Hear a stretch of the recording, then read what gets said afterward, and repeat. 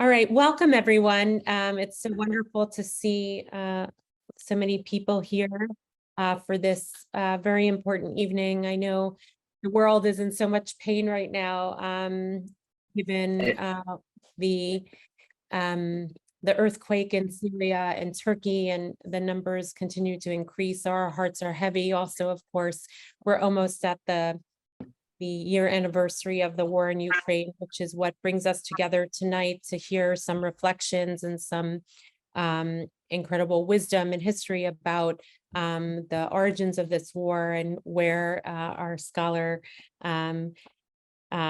Professor David Fishman, thinks we are and what could come to be. I just want to welcome everyone to BJ. If this is your first time here with us virtually, welcome. And I want to say that this night is actually a very special evening in being supported by the Moss Lux family in memory of Karen Moss's beloved father, Roger, who was a lover of history and someone who wanted to be engaged in the stories of the world and what was happening. And Karen just said earlier how much he would have appreciated the learning this evening. And Marshall, Karen's husband, Marshall Lux, who has been taking David's classes, Professor Fishman's classes over the last year, and is so honored that he is going to speak this evening in light of the war in Ukraine. So I have the great privilege of welcoming everyone here this evening to recognize that this lecture is generously supported by Marshall and Karen Lux in memory of Roger Moss. And now I have the privilege of introducing Professor Fishman. David E. Fishman is a professor of Jewish history at the Jewish Theological Seminary, teaching courses in modern Jewish history. Dr. Fishman also serves as the director of Project Judaica, JTS's program in Ukraine, which is based at Kyiv Mola Academy University. He directs its Jewish Archival Survey, which publishes guides to Jewish archival materials in Russia, Belarus, and Ukraine. Dr. Fishman is the author of numerous books and articles on the history and culture of Eastern European Jewry. His most recent book, The Book Smugglers, Partisan Poets and the Race to Save Jewish Treasures from the Nazis, which was published by 4Edge in 2017, was the winner of the National Jewish Book Award in the Holocaust category. He has many other articles and books. And for 15 years, Dr. Fishman was the editor-in-chief of YIVO Biter, the Yiddish language scholarly journal of the YIVO Institute for Jewish Research. He is a member of the Academic Committee of the United States Holocaust Memorial Museum and serves on the editorial board of the journal Poland. A native New Yorker, Dr. Fishman has taught at Brandeis University, Bar Ilan, Russian State University in Moscow, and Yeshiva University's Bernard Revel Graduate School of Jewish Studies. He has been a fellow at the Hebrew University's Institute for Advanced Studies and the University of Pennsylvania Katz's Center for Advanced Judaic Studies. He's received numerous fellowships and awards, and we're really pleased to have him here tonight to speak about this moment in history, what led us here, and what we can anticipate for the future. Welcome, Dr. Fishman. Thank you, Felicia.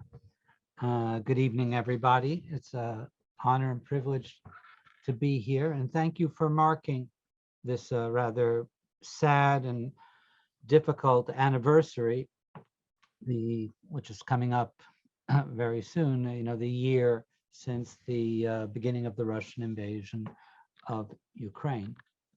I've got a talk which is mainly a slideshow talk and hopefully also with a short video. So I'm going to be opening the PowerPoint soon. I just want to say, for housekeeping purposes, if you have questions, and I love questions and comments, please write them in the chat. And when I'm done, I'll go through the chat and read and respond as much as I can to your questions and observations. I also want to thank Karen Moss and Marshall Lux for organizing this event and encouraging me to participate in it. And they are, as I'm sure many of you know, very special people, very special family. And so it's a pleasure to be here in the event they organized. Okay, here we go.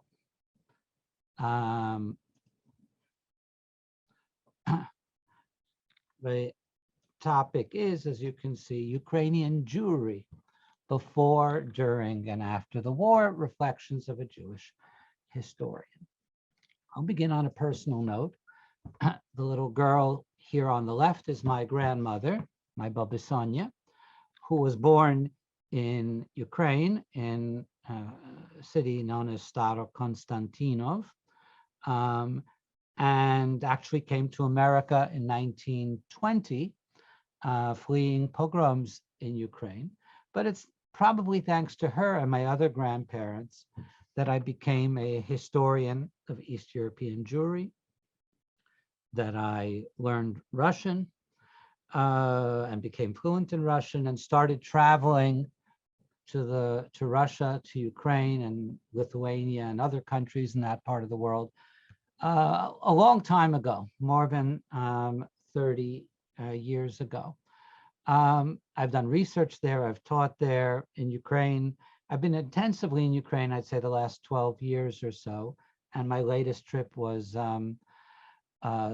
just a few weeks ago in January, where I visited Western Ukraine, the city of Chernivtsi. Just to remind everybody, here's a map. As you can see, Ukraine is nestled between Russia and Poland. It's got other neighbors too. I think it is important to say that for most of its history, Ukraine has not been an independent state. For most of its history, Ukraine has either been under Polish control or Russian control or both. There was an independent Ukraine from 1917 to 1921. And one really can't consider Soviet Ukraine, which is a part of the Soviet Union, an independent state. That was part of the Soviet Union, which was an empire run out of Moscow. So there's only been an independent Ukraine, again, since the collapse of the Soviet Union in 1991, the last 31, 32 years. And if you see the ferocity and the heroism and courage that the Ukrainian people are displaying there now, a lot of it has to do with this fact. They, like the Jews, were for centuries a stateless people. And now that they have a state, they won't give it up. And they're willing to fight to maintain it. Now, the reason is I direct a project called the Jewish Archival Survey in Ukraine. Rabbi Saul mentioned it, which is, its goal is to find all the material on Jewish history in the archives in Ukraine. And we publish guides, this project, so that researchers can know what's there. And that's taking me mainly to Kiev, the capital, but also to Lviv, and now this last time in January to Chernivtsi. Quick overview of Jewish history. Well, let's start with numbers. In this territory of today's Ukraine, on the eve of the Holocaust, there were 2.5 million Jews. So it's one of the most important centers of Jewish life in Europe before the Holocaust.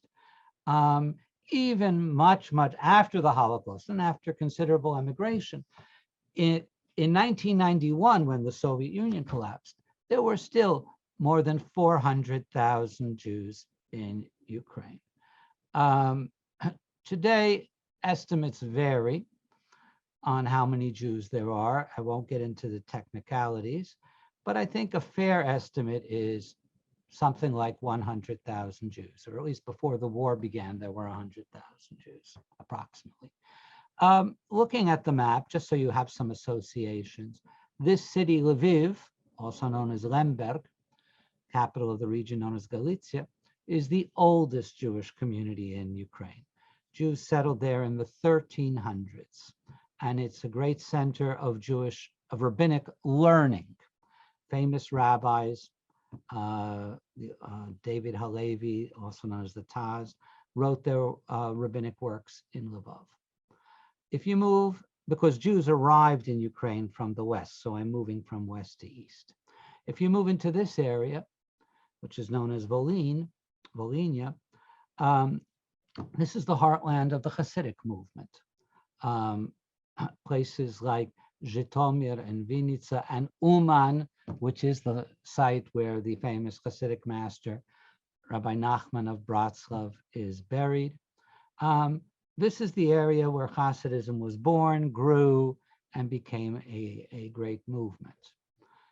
I'll just give you a couple more because I want you to understand every time, as a Jewish historian, every time I hear the name of a place, it's got layers upon layers of Jewish history in it. Let's go down south.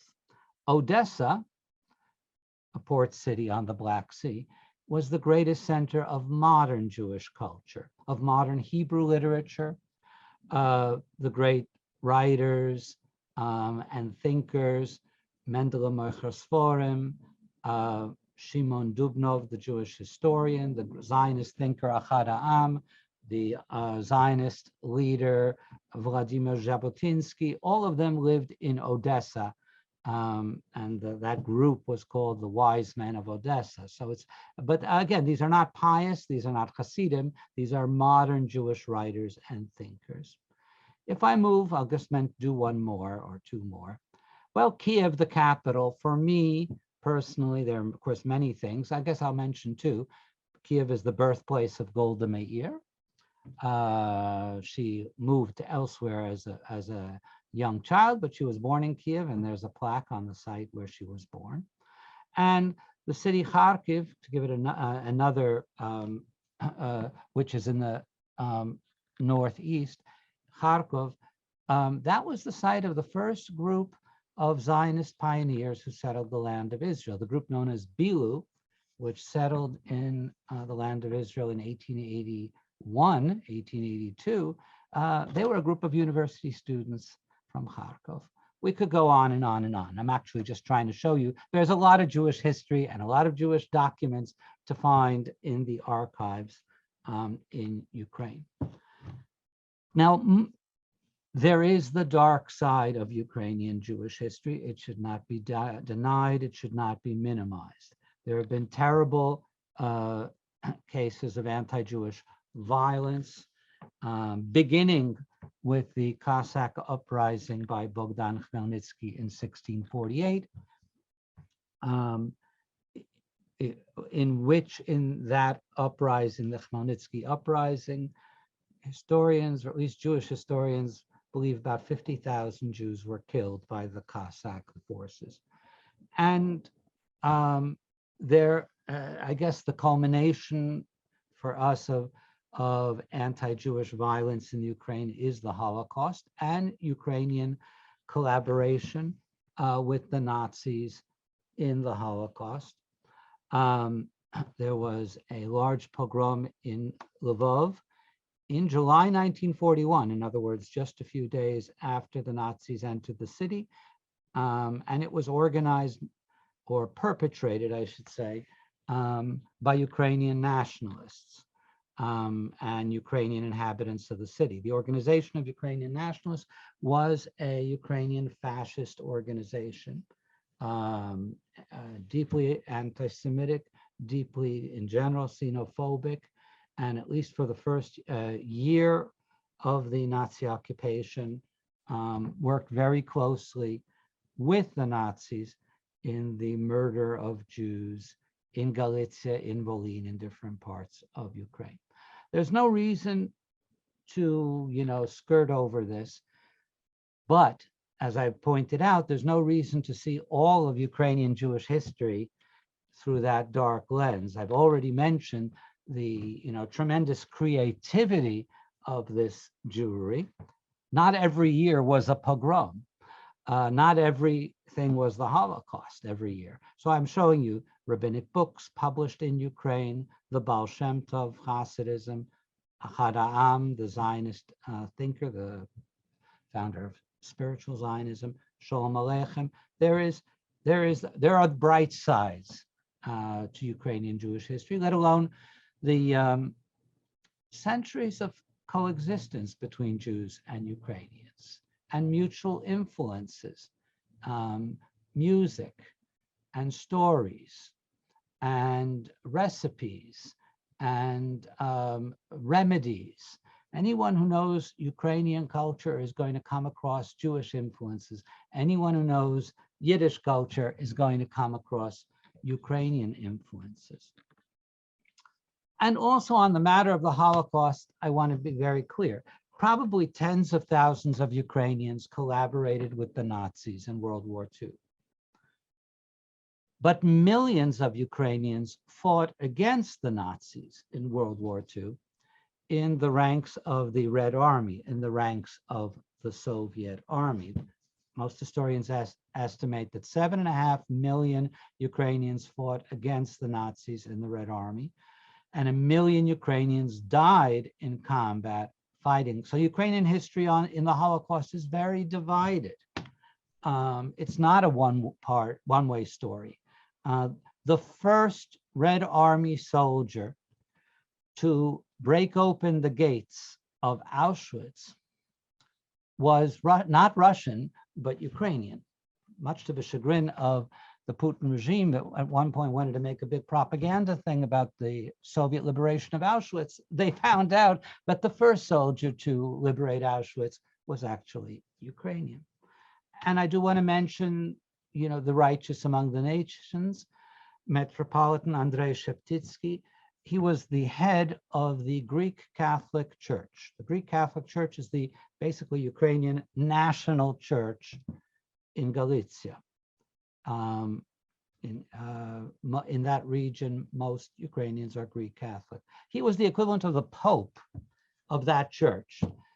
He personally took into his own church compound over 100 Jews, hid them, and including the sons of rabbis and young rabbis. And he also encouraged other priests of the Greek Catholic Church to rescue Jews. I'm going to move forward because this is not a talk only about the past. I want to get to the present as much as I can, but as a historian, I can't resist giving the background from the past. As I said, independent Ukraine came into being in 1991 with the collapse of the Soviet Union. As far as Jews, I'd say 3 processes happened in these last 30 years.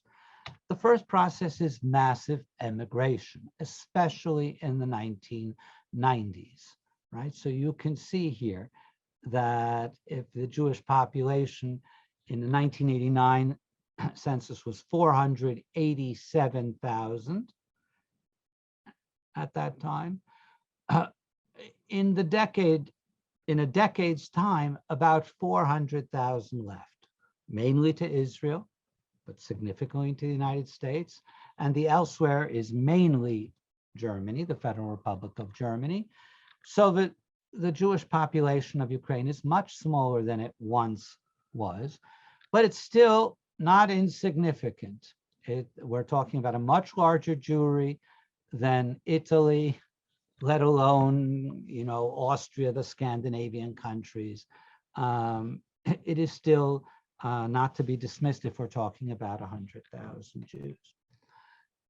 The second process that happened with the collapse of the Soviet Union is the emergence of public Jewish life. Under the Soviets, you really couldn't have public Jewish life. With the end of Soviet rule, you get Jewish newspapers of all kinds. You get Jewish umbrella organizations and communal leaders with all kinds of projects and representing Jewish interests to the government. Of course, you got a renewal of free religious life. Here, these are the two main synagogues in Kiev. The Brodsky Synagogue, which is a very historic synagogue built by a very wealthy Jew from the 19th century, Lazar Brodsky, the sugar magnate. This synagogue, of course, was seized by the Soviets. It was made into a theater. And after the end of Soviet rule, the Ukrainian authorities returned it to the Jewish community. And it's in downtown Kiev, very beautiful building, both outside and inside. And there's also a Masorti, a conservative community in Kiev, very charming community.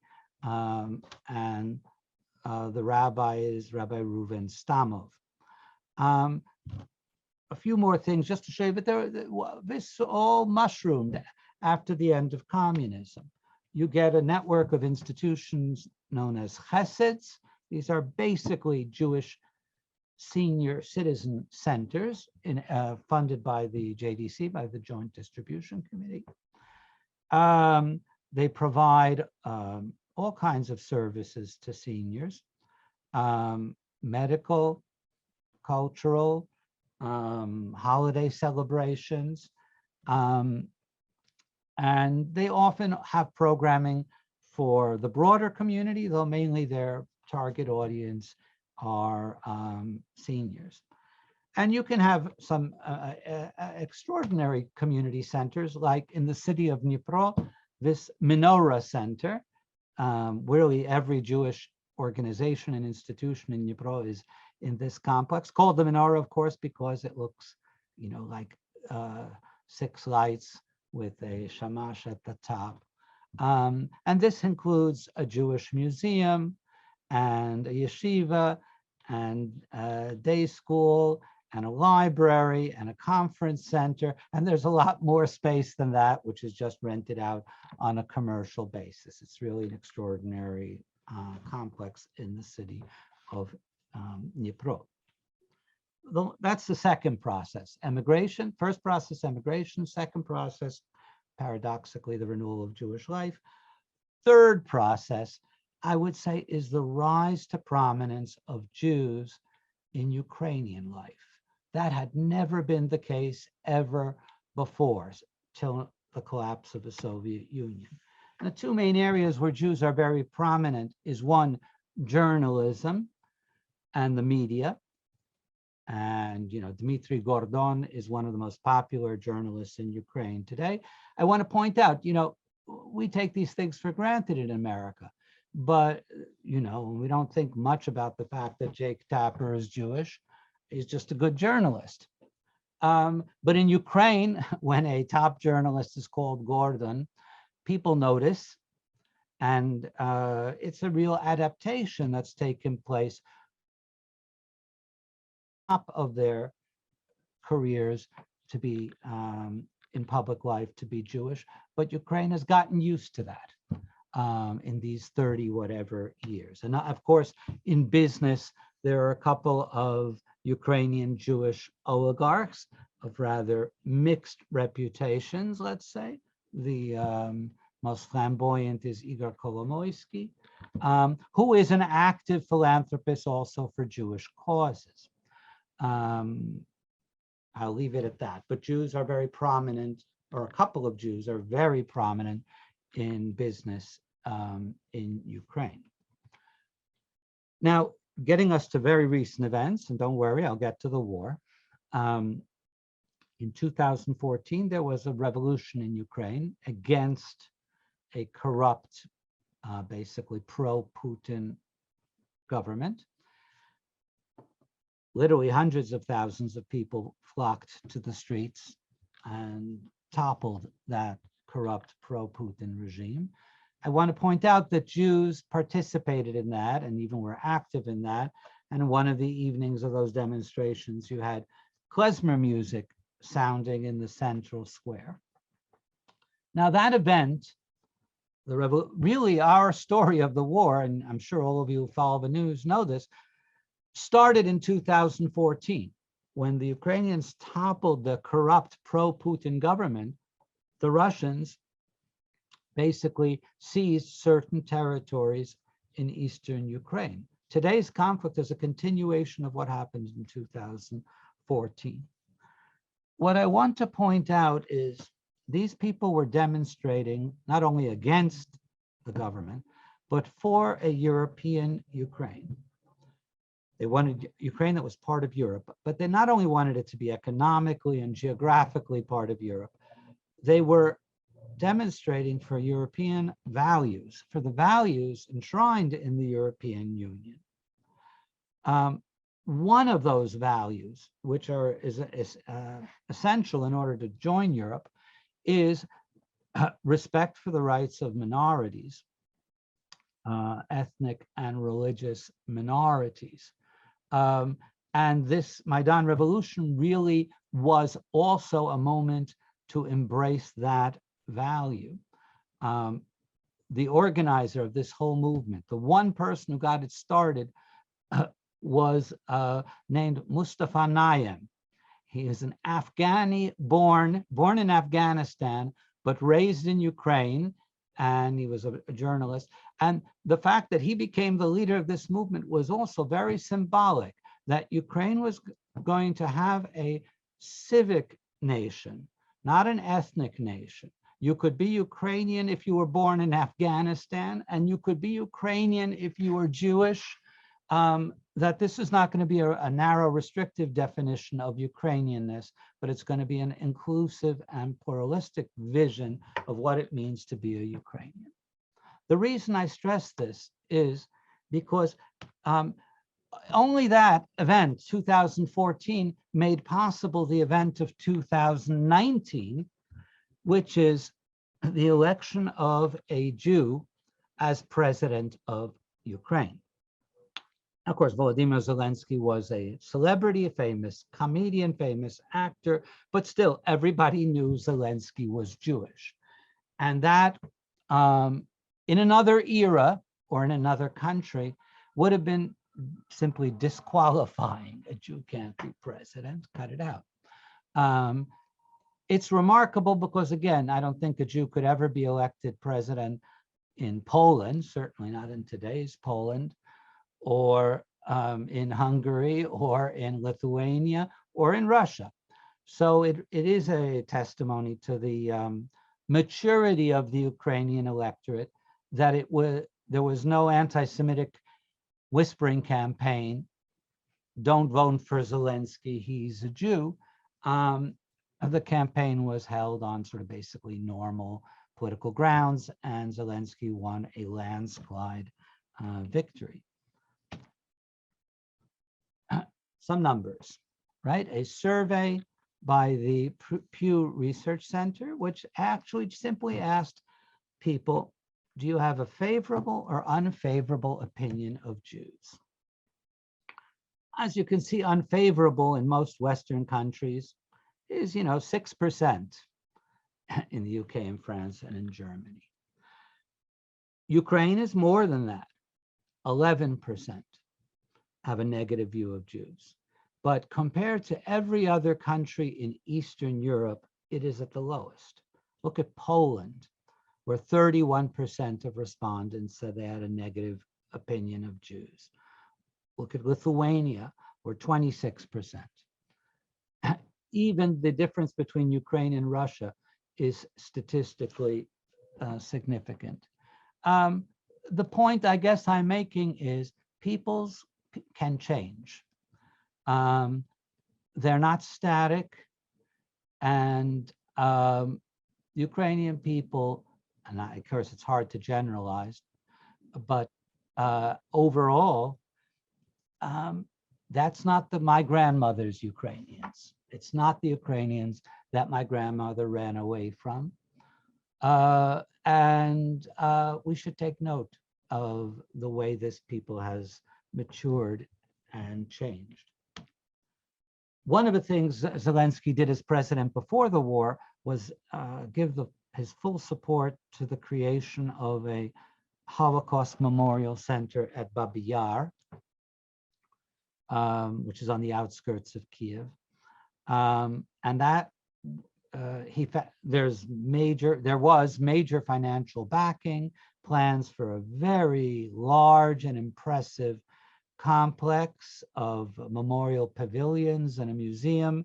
Zelensky announced he wanted Babi Yar to be the third most important Holocaust site in the world.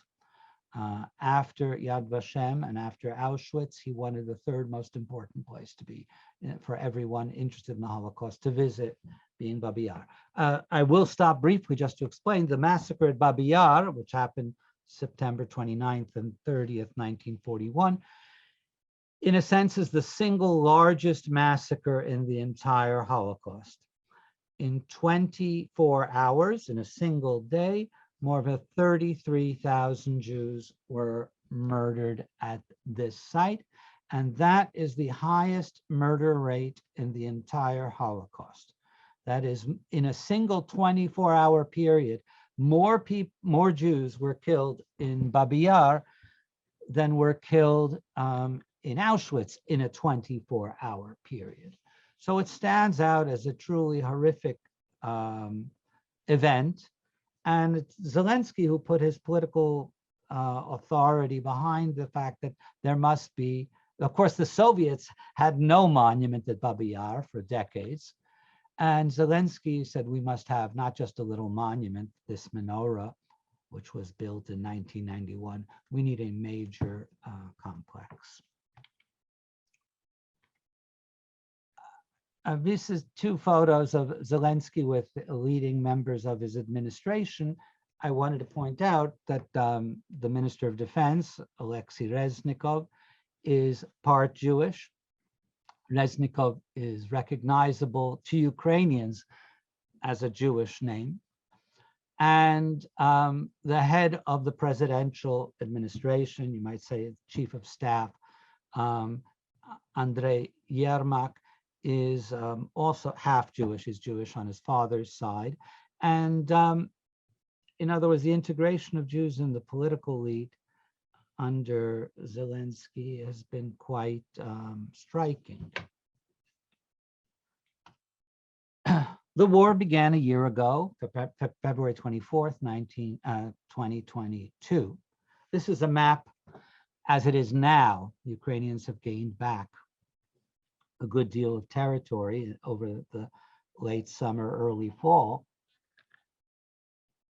The purple is what the Russians conquered in 2014, and this is what they've conquered now in this war. As you see, if you're interested, I was in Chernivtsi, which is over here in the far other end of the country. Now, I want to talk about the Jewish aspects of this war and what has happened to Jews in this war. I actually think the most important thing is the political aspect, because the Russians wanted to argue, and did argue, that they had attacked Ukraine because it was a Nazi state, and that their goal was to denazify Ukraine. They were harping back to memories of the Organization of Ukrainian Nationalists and the Ukrainian Insurgent Army during World War II, which were allies with the Nazis. They were trying to exploit that historical memory of World War II and distort it. Of course, the Russians encountered a problem. How do you say that a country whose president is Jewish is a Nazi state? Famously, Russian Foreign Minister Sergei Lavrov said it didn't matter that he was Jewish. He thought, I could be wrong, but Hitler also had Jewish blood. In other words, he was basically saying that Zelensky was a Jewish Nazi, or at least a Jewish servant of the Nazis, like a capo or a Judenrat leader, a Jew who was serving the designs and desires of the Nazis. That has been the official Russian position to this day, that Ukraine is a Nazi state headed by, if you want, a treacherous Jew who is serving them. So anti-Semitic rhetoric has been prominent on the Russian side. Some of it much more extreme than Lavrov. This is more recent, but got much less attention. The spokeswoman for the Russian Ministry of Foreign Affairs, Maria Zakharova, at a press conference said, Zelensky doesn't care about his own people. Only in public does he call himself a citizen of Ukraine. Only in public does he wear a vyshyvanka, the traditional Ukrainian shirt. Only in public does he perform certain ritual acts in cathedrals. In reality, he doesn't belong to the culture and spirituality of this country and of this people. We fully understand that based on the merciless criminal acts that he perpetrates. In other words, Zelensky isn't Ukrainian, he's a Jew. He's alien to the culture of that country. And that's why the implication here is, this is a dog whistle, is that's why he doesn't care about Ukrainians. That's why he perpetrates criminal acts, because he isn't a Ukrainian. Now, this thinking, is found among the Russian far right. There is a Russian far right. It has not been suppressed by Putin. It is more to the right than Putin, ultra-nationalist and imperialist and anti-Semitic. And I will boil it down to you, this thinking in a very simple conspiracy theory. The whole war was provoked by the Jews. The Jews have provoked two brother Slavs, the Russians and Ukrainians, to fight against each other. The Jews want to kill as many goyim as possible. And I'm not exaggerating, just don't have the time, that you have representatives of Russian officials and politicians who have used this kind of conspiracy theory that the Jews are to blame for the war, because really Russians and Ukrainians are one people. So that, for me, has been one of the most striking aspects of this war, the resurgence of different types of anti-Semitic rhetoric in Russia, and especially in official Russia. Okay, now to another topic. What happened to the Jews? Well, I think the thing most people know about is in the first months of the war, when there was more than 3 million Ukrainians left the country across the border to Poland and from there to elsewhere. A large proportion of the Jewish community left. And this was a truly remarkable and heroic effort. Buses upon buses, often traveling through dangerous roads with bombing to get either to the western or the southern border of the country. And this was organized by the entire Jewish world, really. Israeli organizations, the JDC, Chabad, our Jewish world worked on this. And by the way, these buses did not restrict their passengers to Jews, and they announced, as the word was spread through telegram channels, these buses are not, are for people of any ethnicity and religion, but they were funded and organized by the Jewish community. And I would estimate, I haven't been able to get firm numbers, that almost half of the Jewish community of Ukraine left Ukraine. I won't go into how I calculate that. We do know that about 15, 16, 17,000 Jews and family members of Jews are in Israel from Ukraine. In other words, that number is firm. Under 20,000 Ukrainian Jews and their family members are in Israel. How many there are in Germany and in Poland? Germany is the preferred destination for many reasons. I haven't seen clear figures on that, but I'm willing to gainsay it's another 30,000. I will explain that men between the age of 18 and 60 are not allowed to leave Ukraine. Men must stay in the country. They may be called up to fight at any time. And so therefore, the Jewish refugees who have left, or in general, the refugees who have left, are overwhelmingly women, children, and the elderly. Well, I'm over 60, but let's just say older people. The Jewish population of Ukraine is top heavy. In other words, quite very much an older population. So a lot of Jews have left, but a lot have stayed behind. And basically the men between ages 18 and 60 are there.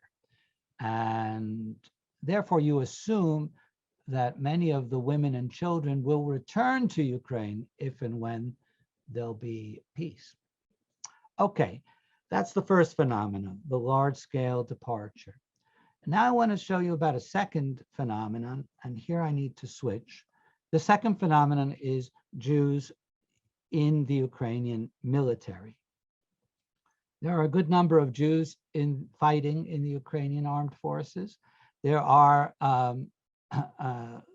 during the war, the Jewish chaplaincy was created, and there are rabbis serving as chaplains in the Ukrainian military. And I want to show you an interview with a Jewish fighter in the war.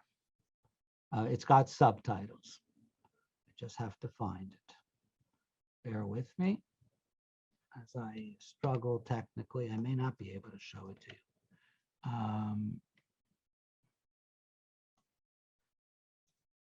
Okay, here we are. Now I can do it.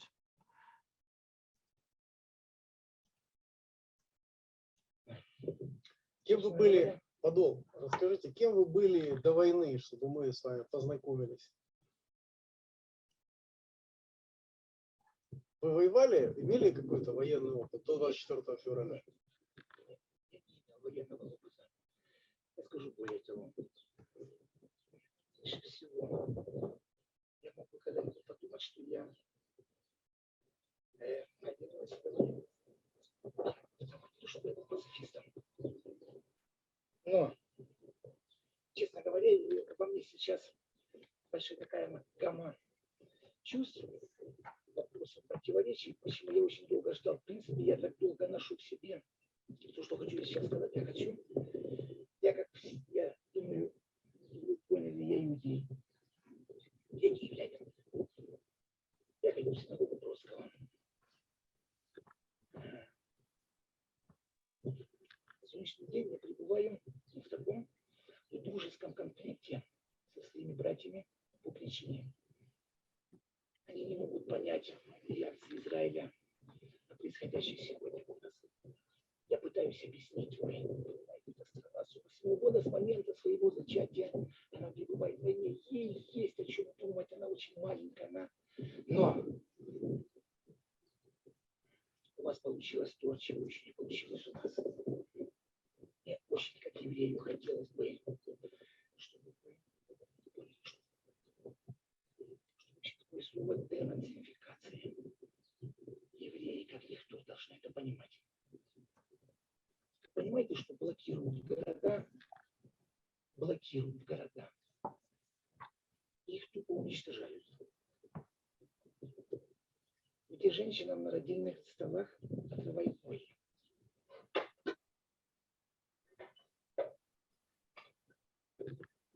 «24 числа февраля я утром проснулся, меня разбудил мой брат по телефону. Дядя, началась война. У меня нету телевизора принципиально, я не смотрю телевизор.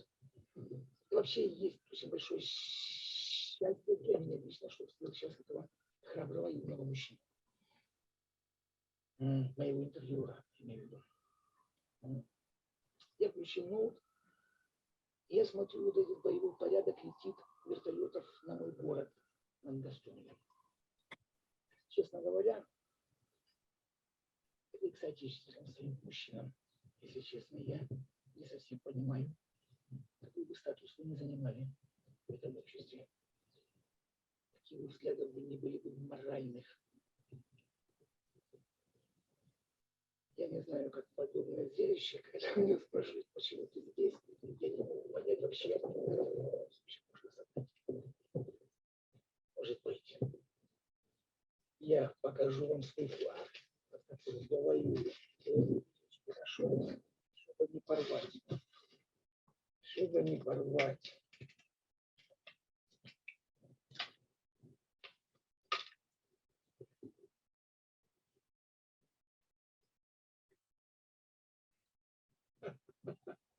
Вот это неожиданно. Жидо-бандерівський корень.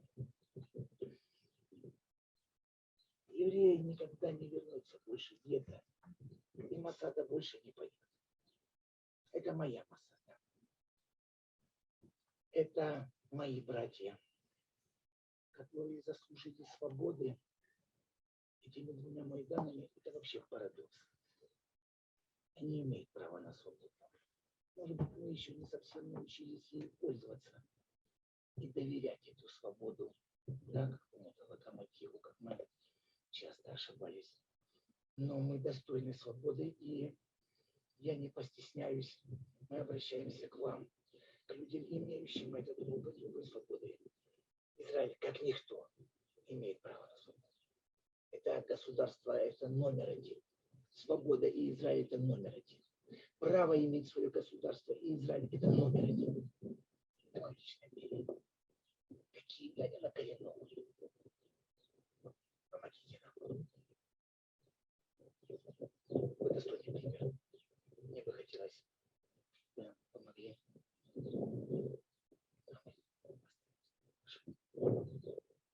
Дякую, друже.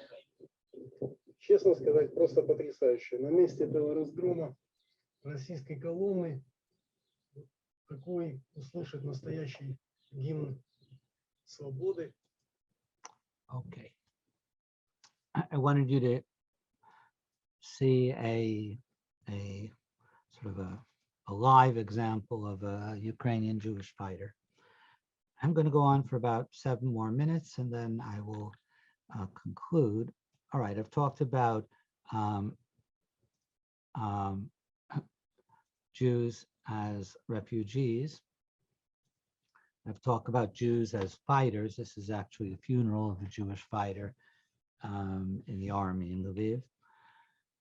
Jewish life has gone on, and I saw this myself a couple weeks ago in Chernivtsi. In many places, the biggest problem is blackouts. Either blackouts because energy centers have been hit by Russian shells, or simply in order to conserve. Ukraine does not have enough energy to get through the winter, and therefore there are planned blackouts. And you can see here a Shabbat gathering, by candlelight. The most important thing to take along when you go to Ukraine is a flashlight, because you'll never know when the electricity will go out and for just how long it will go out. But Jewish life persists. This is actually from my visit. This is a Havdalah ceremony. You can't quite see that the girl is holding a candle at the conservative Jewish community in Chernivtsi. There's a rather strong and impressive conservative Jewish community in Chernivtsi, and a lot of Jews from eastern Ukraine and central Ukraine have fled to the west, to cities like Chernivtsi and Lviv. About half the people in this picture are not from Chernivtsi, but they, during the last year, came there.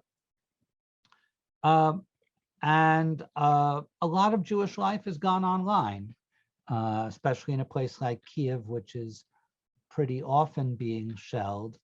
There are Jewish programming, including lectures and courses, are offered by Zoom, as we're doing right now. And I've given several lectures to the Jewish Studies program at Kiev Mohila Academy University, sitting here in my office in New York, to students who are everywhere in Ukraine, including students in uniform who are out there in the field. Yes, there are the gatherings by candlelight, and then there are the Zoom gatherings, but Jewish life has not stopped, and it continues wherever it's possible. Now, I'm going to conclude by just talking about a couple of my friends and colleagues as examples of what has happened to them during this war. This is Alexandra Uralova. She is the foremost translator of Yiddish literature into Ukrainian. She translated Sholem Alechem's Tevye the Dairyman into Ukrainian, a new Ukrainian translation. In the very early weeks of the war, she fled west and got out of the country to Poland, and from Poland is in Berlin, and she's now a refugee. And she and her partner are now refugees in Berlin, where she continues to translate. She got a fellowship from NYU to support her to continue to be this kind of cultural bridge between Jewish culture and Ukrainian culture. This is Yuri Radchenko. He's a historian from Kharkiv. Yuri traveled all across Ukraine during the early weeks and months of the war. He was in Dnipro, he was in Kiev, he was in Lviv. He finally settled in Chernivtsi, where he's one of the leaders of the conservative Masorti community in Chernivtsi. He gives Torah classes there of all kinds. I just saw Yuri when I was there a couple of weeks ago. Professionally, he's a historian of the Holocaust, one of the most important historians of the Holocaust in Ukraine. This is Sasha Nazar. He lives in Lviv, another city that's in the west of Ukraine and therefore a relatively safe city. And he leads a volunteer center at the local Chesed. In other words, the volunteer center where both Jews and non-Jews volunteer. They do things like repair synagogues, repair Jewish cemeteries. They'll even go on excursions to Little Shtetlach and for the first time in decades try to clean up a Jewish cemetery or clean up an abandoned synagogue. Of course, now in the war, he's very busy helping settle refugees, both in abandoned buildings like this synagogue or in other places. And I saw Sasha when I was on my recent trip. He's still a bundle of energy and of positive thinking, really extraordinary person. This is Mikola Hayavoy. He's not Jewish, but he is a historian, and he worked for me in this Jewish archival survey in the archives. That is, and then I got a letter from him, a letter of resignation saying, I can't work for the project to fight. I never thought he was, he's a graduate student of history, but now he's become a member of the artillery and he's at the front, and I hear from him or about him, but it's a very different life and it's a very different face, having served in, seen what he's seen and served as he has than he had before. Last but not least, Tatiana Batanova is the head of the Judaica department of the Ukrainian National Library. There are a lot of rarities there, a lot of treasures there, including manuscripts by the great writer S. Ansky, the author of the play, The Dybbuk. And she stayed in Kiev throughout. Through thick and thin, she's not budging, and she's working. If you want to know where those treasures are, I can't tell you because she wouldn't tell me. She said, we're not allowed to tell anyone what we've done, but we've taken care of the treasures and they're in a safe place. So I wanted you to meet these people because there are extraordinary people doing extraordinary things. And I can't be a prophet and tell you what will happen, but my heart is with them. And I think all of our hearts are with people like this and with Ukraine, and can only wish them strength. And I think we will see I hope we will see, you know, a kind of David and Goliath story, or a kind of the children of Israel versus Pharaoh, with the Ukrainians being the children of Israel and liberating themselves from the yoke of Pharaoh. Okay, thanks for your attention. Let me get out of this and see. And now I will turn to the chat and see what kind of questions or comments I've got.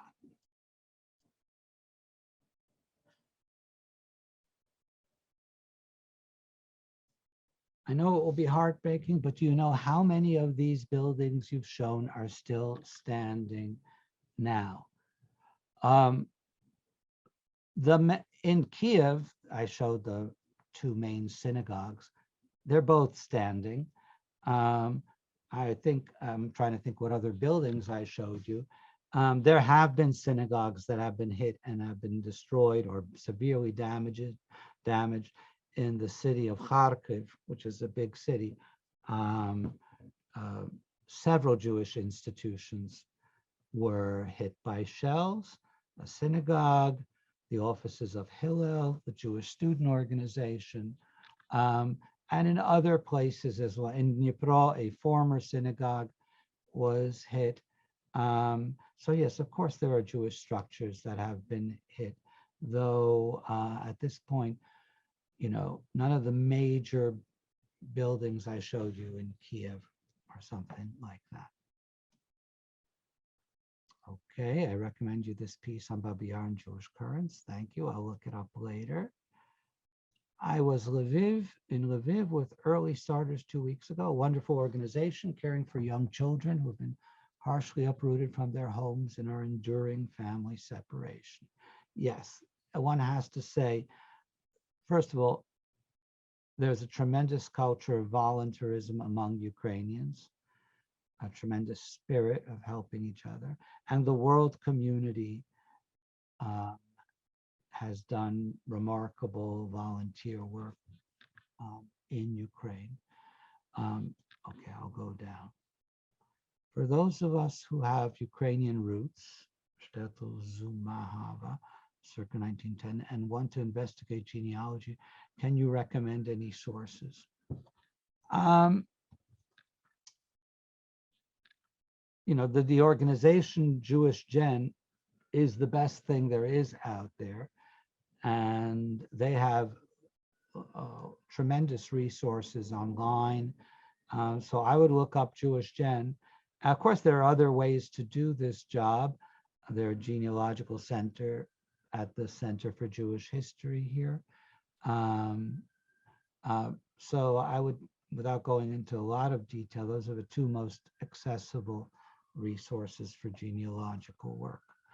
Problem is, they may not, if you're trying to find documents from an archive in Ukraine, it may not be accessible at this time, given the war conditions. But that depends. Okay, the subtitles, sorry about that if you didn't see them. I'm sorry if you didn't get to see the subtitles. Do you have any opinion as to whether the Jews who left might come back when hostilities end?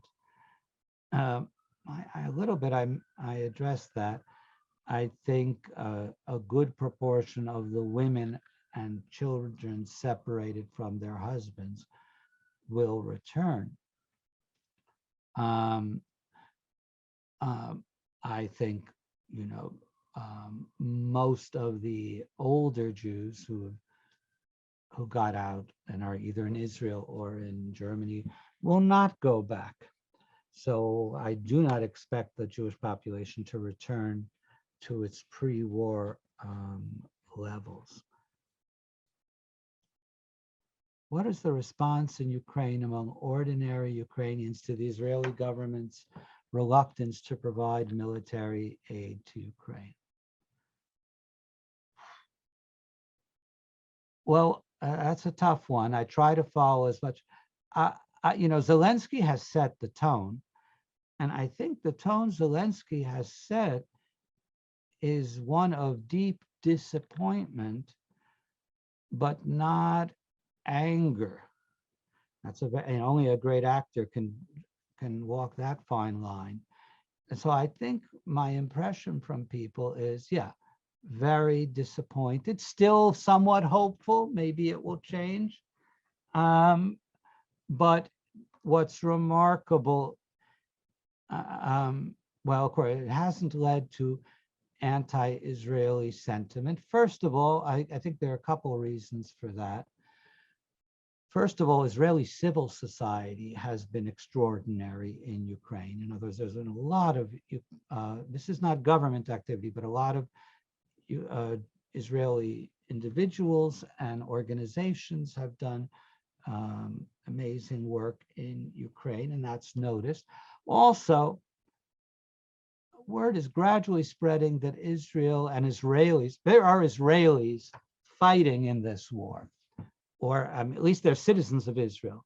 A lot of people who are, were born in Ukraine or even in Russia, made Aliyah, lived in Israel for a good number of years, and now have come to Ukraine, after getting, serving in the Israeli military, and are fighting on the Ukrainian side. So first, let me just say there's a good number of Israeli fighters in the war, and sometimes it seems like it may even be organized.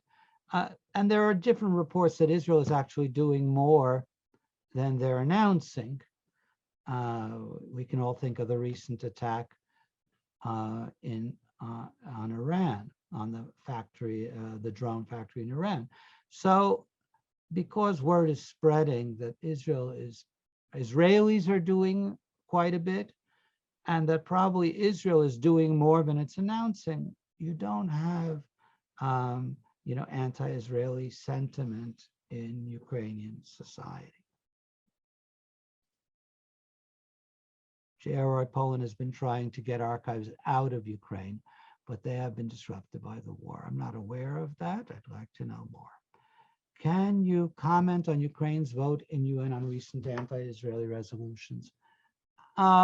Yes, it's true. Ukraine voted, there were, against Israel in the United Nations. I took it, I don't know. I really don't know what's going on there, though I did sort of take it as a tit for tat. In other words, if you, Israel, are going to be adamant about not helping us, then why should we help you?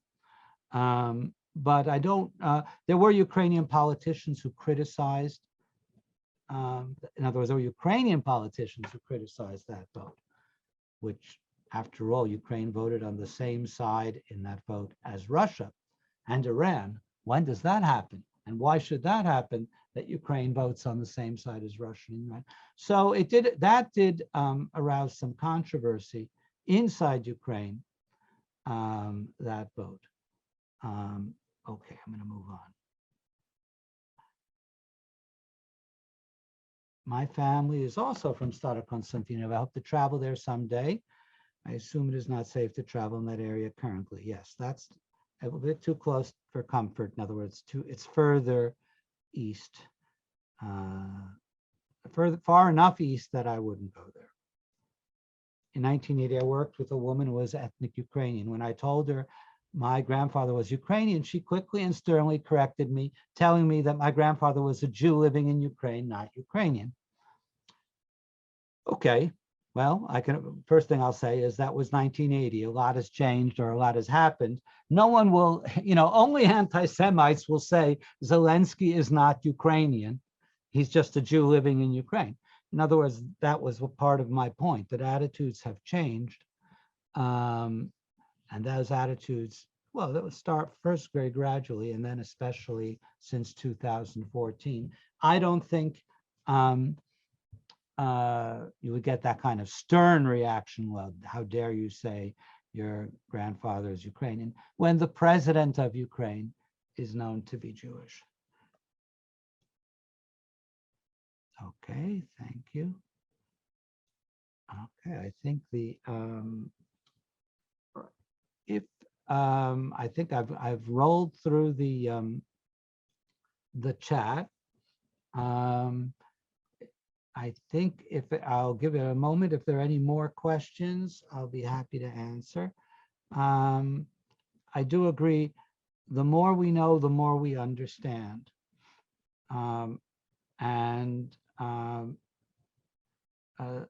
do my best to follow, both online and to stay in touch with friends and colleagues, and then when I can to visit, because the information we usually get is very fragmentary, and it's very much focused on refugees, which is understandable, but refugees is only a part of the story. Okay, well, okay, I'm getting a whole bunch of other questions. I was just about to stop, but let me see what these last round are.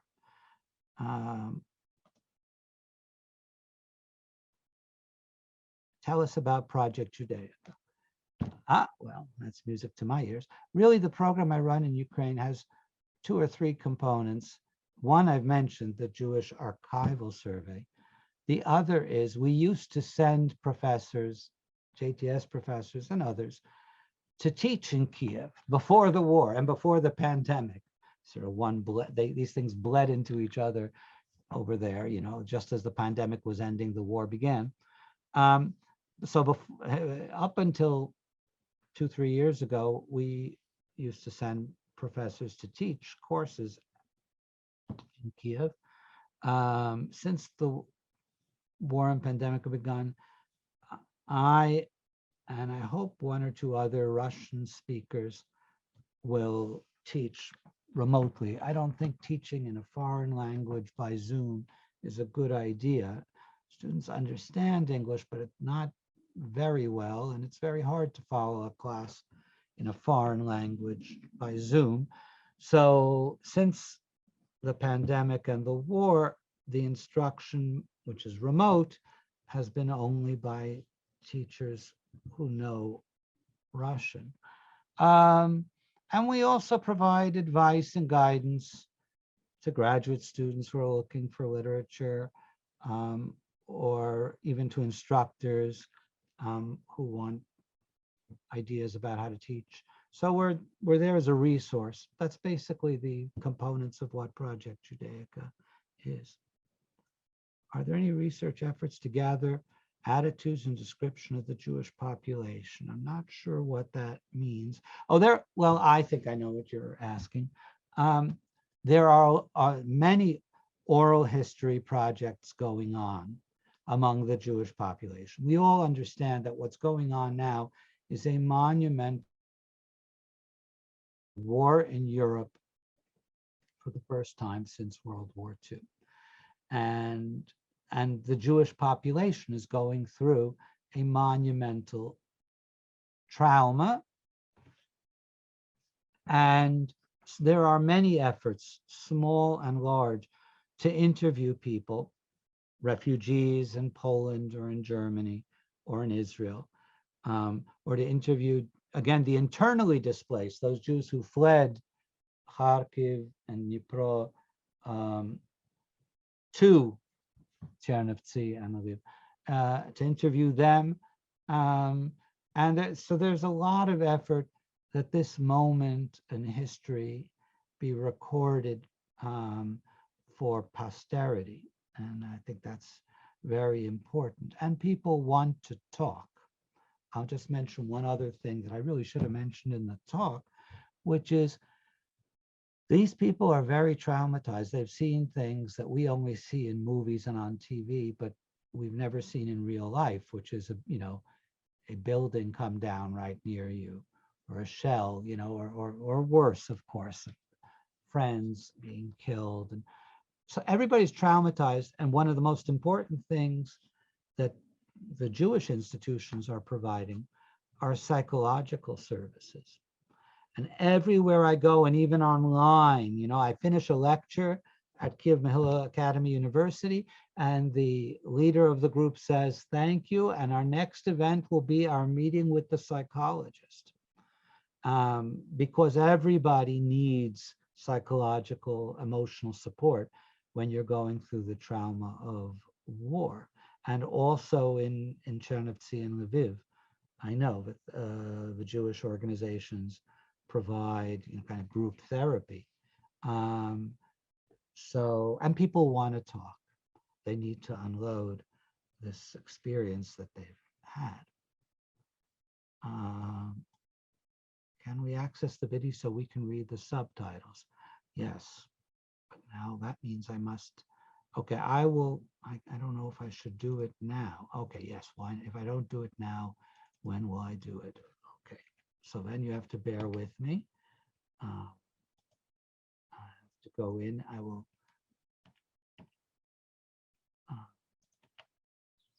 Okay, hold on just a second, and I will give you the link. Good idea. I didn't realize that many of you could not see the subtitles. So here is the link to the video, and I definitely recommend seeing that video. Okay, I'm getting lots of compliments. I don't have to read all the compliments, but I very much appreciate them. And I'm glad you're interested. I hope you'll find a way to translate that interest into some kind of action for Ukraine in general and for the Jewish community there in particular. Through what, there are many relief organizations and certainly the JDC and certainly the community there in Chernivtsi, the conservative congregation, or at the appropriate opportunity to tell your elected representatives in Washington that you care about this issue so that it not fall by the wayside. So I'm heartened that many of you are so interested, and I'm encouraged that we'll translate that into some form of action. Okay, good night, everybody, and thanks for your attention. I'd like to thank Professor Fishman for being here. This is Amanda Greenwald, Advancement Director at B'nai Jeshurun, and also a special thanks to Karen and Marshall, our dedicated and long-term BJ members who dedicated this really amazing and very important lecture in memory of Karen's father, Roger. If you're interested in learning more about our adult learning at BJ, or you yourself would like to sponsor a program or a lecture, don't hesitate to be in touch with the advancement team at advancement@bj.org. And we look forward to putting at least a transcript or a recording of this with Dr. Fishman's permission when we move forward. So we thank you again so much for your time, and I hope everyone stays well. Yasher koach. Yasher koach. Thank you so much.